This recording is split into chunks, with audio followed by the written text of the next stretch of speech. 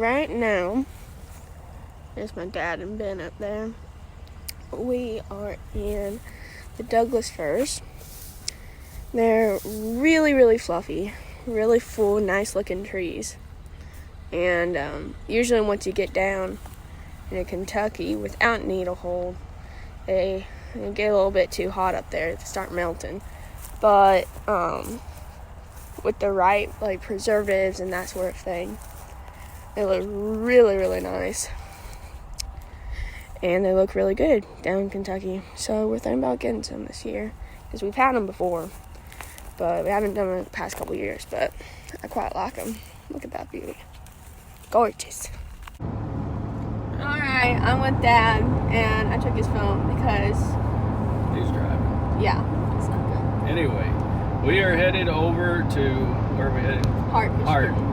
And we're passing Oceana Drive right now, headed to Hart, Michigan, to go look and see if we can steal some trees from another guy that's a grower. Actually.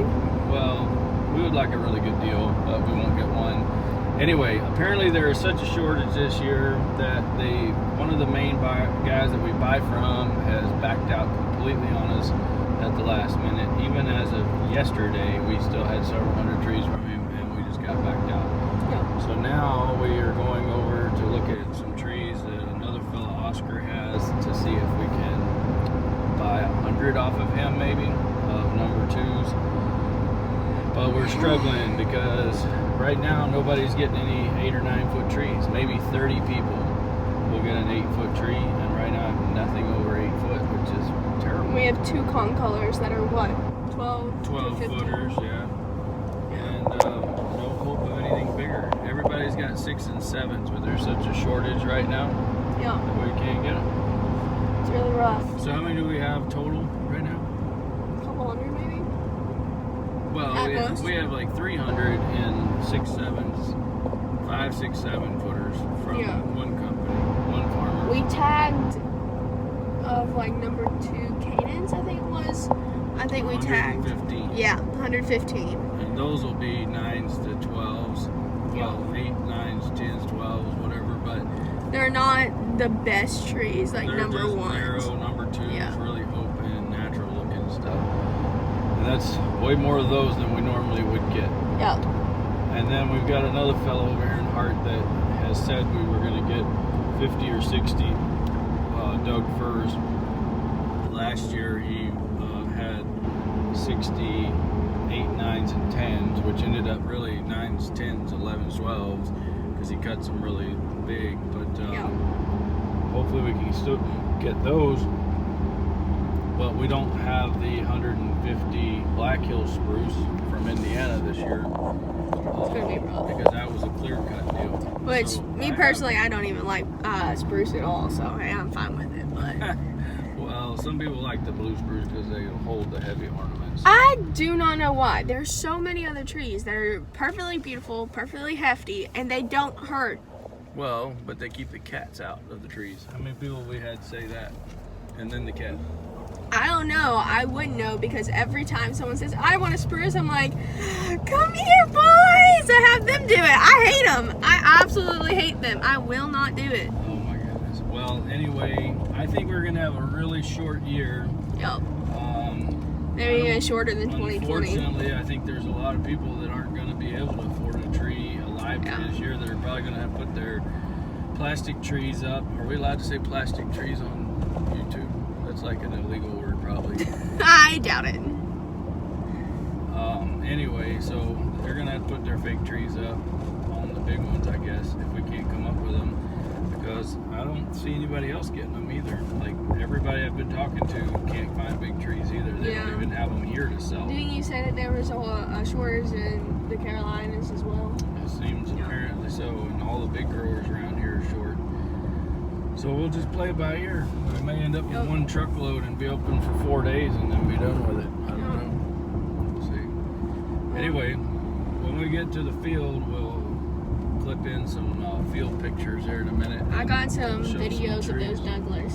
Oh, you got videos of I got a few videos of the Douglas firs. We might get in there and show some people what the different trees look like really close and what they look like when they're still on the stump and alive, because they always look a little different when we get them into the yard. Yeah, I did take a video kind of lightly explaining that earlier that I have on my phone. Yeah. So I can show that to the people too. And then we'll probably post another video that we've done before, but I'll do a new one where I drive just through a field of literally 20 or 30,000 trees. I just drive slowly and just film the whole thing like a panoramic view as we're driving, and you can kind of see what they look like. Some people think that we're in a deep dark forest, and some people think that they're, you know, growing like corn or something, and it's kind of in between. It's its own forest, but trees are generally the same heights in certain areas within 2 or 3 feet. So there'll be 10,000 trees that are all 6, 7, 8 footers. And anyway, it's pretty neat. And then sometimes there's groves of trees that they've let go,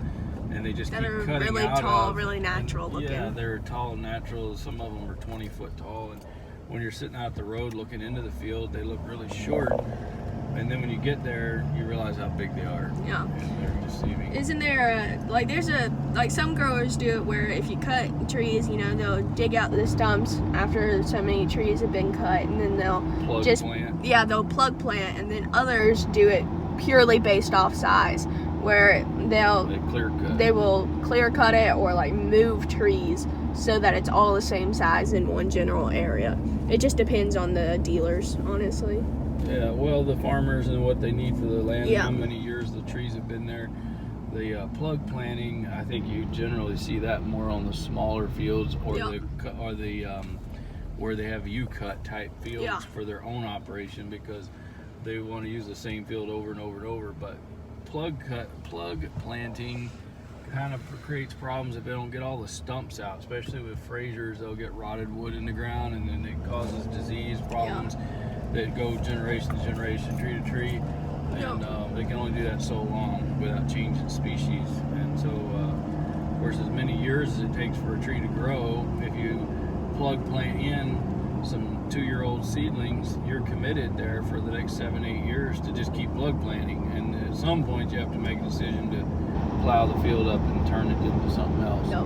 But we've been coming up here so many years that we've seen fields go from seedlings to 9-foot trees to completely plowed up and ground over again and put into cover crops for a couple years, and then now there's seedlings there again. And that's when you realize you've been buying trees for a long time, when you go through the whole life cycle a couple of times. But I'm 16 right now. We've been doing this since I was 3. Yeah. 13 years. And then there's trees that we might have gotten yet last year, some of those big ones that were planted 3, 4, 5 years before we even got into the tree business. They're that old. And but those are the ones that everybody's run out of the last few years, because they were trying to plant new inventory and they didn't keep enough old big trees to supply the people who wanted big trees. So anyway, it's an interesting time, and now with recession looming and the downturn, a lot of these farmers won't plant. They'll just kind of slow down and stop planting for the next few years. And we'll have this whole problem again 15, 20 years from now if we're all around. But there's so many farmers getting out of it, and all the older generation of guys that have been plugging away for the last 2 decades, 3 decades, struggling, are tired of it. Their kids have moved off, and they're not taking the tree business over, and so doesn't seem like there's any young people up here getting into it at all. One grower we're working with, that we worked with several years, I started out buying from his dad 13 years ago, and about maybe 4 or 5 years ago, his son, who's 10 years younger than I am, got into it. He moved back home with his wife and young kids, and they decided to build a house there on the farm and settle in, and I think he's going to do a good job and take it over, but we'll see. They're struggling like everybody else to keep their heads above water. So if you're looking for a business to get into with not much competition, there you go. Everyone's getting out of it.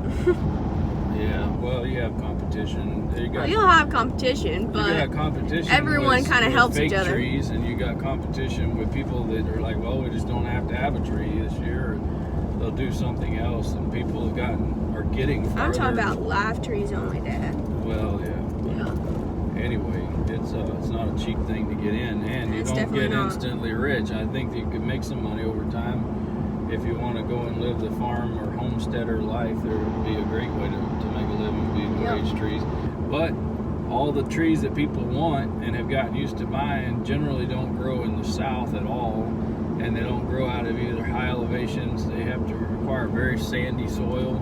Yep. And cold temperatures, and a lot of your evergreens, to hold their needles long enough in someone's home after they're cut, they have to have a really good frost to set the needles 2 or 3 times before they're cut. And so if they're cut too early in October or something, and then bagged up and shipped, then they won't hold their needles very well. And so there's a lot of species that a lot of people don't know that they just absolutely can't be sold in some parts of the country, and some trees that grow real west in the upper northwest won't grow in the Midwest, and some of the Midwest trees won't grow in the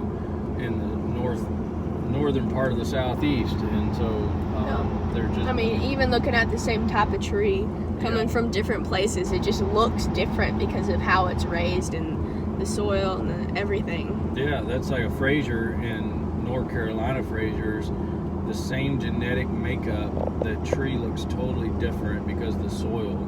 And even in one field here in Michigan where we buy, just one field to another, from one side of the field to the other, from high ground to low ground, from more clay, like loamy clay type soil to sandy loam to pure sand.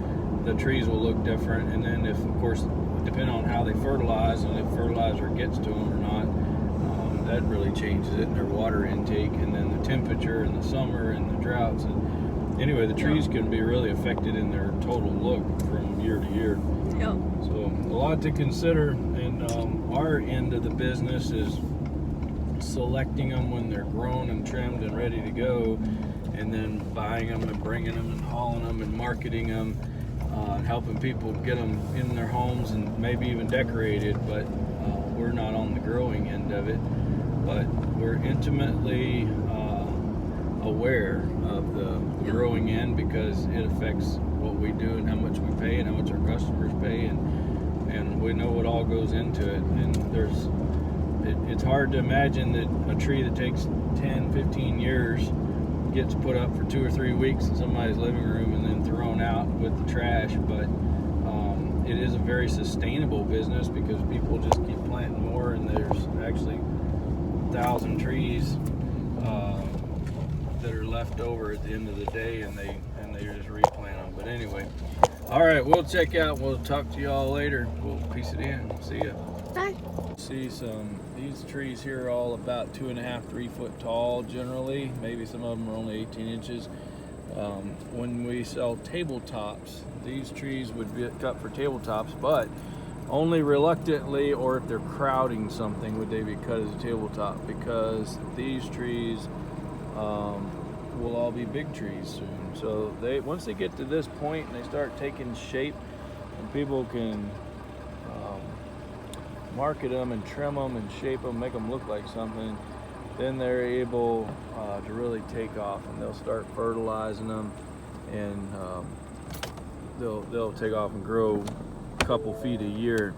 I'm gonna jump out right here on this other side of this same aisle. We got some that are 4 foot, most of them 3 to 5 foot even. It's right to the top of the leader, and those trees are, probably 4 years old now, since they were planted as a seed.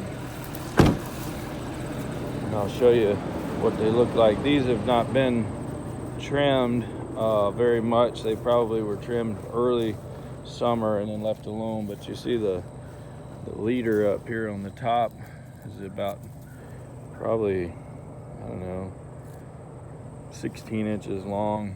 Kind of went wild on that one, and they don't have a real pronounced shape to them. They look like little bushes everywhere, but you can see the rows. That's probably 800-900 feet down that direction, and then back this way another couple 300 feet. So 1,000 foot long rows. They do them in sections of about 6, 7 across, and then there'll be a roadway through here, and then another 6 sections, and another roadway, 6 sections.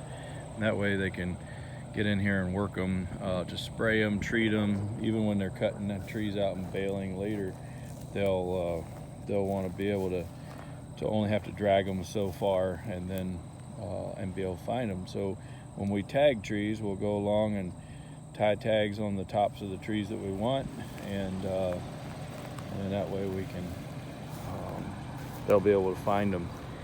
Up that direction, I'll go up there in just a second. That whole hillside is covered in anywhere from 7-footers to 12-foot tall Frasers. Most of those are number 2s. We've marked in that area for several years, and they just keep cutting them out of there. You know, there's 1,000 trees an acre when they're planted, when they're little. But then as they cut them out, it gives more space to the big ones, so they're able to retrim ugly trees and get them to hopefully fill out better, give them another chance. So there's probably only 100 trees an acre over there right now. In fact, that area right there is really thin. There's probably only 50 trees in 5 acres. And those will be completely cut out this year. You can probably see the orange flags. Those will be clear cut. They'll plow up the stumps this year, plant a cover crop for a couple years, and then 5 years from now, it'll look like this again. Anyway, all right, that's it. Y'all have a good day.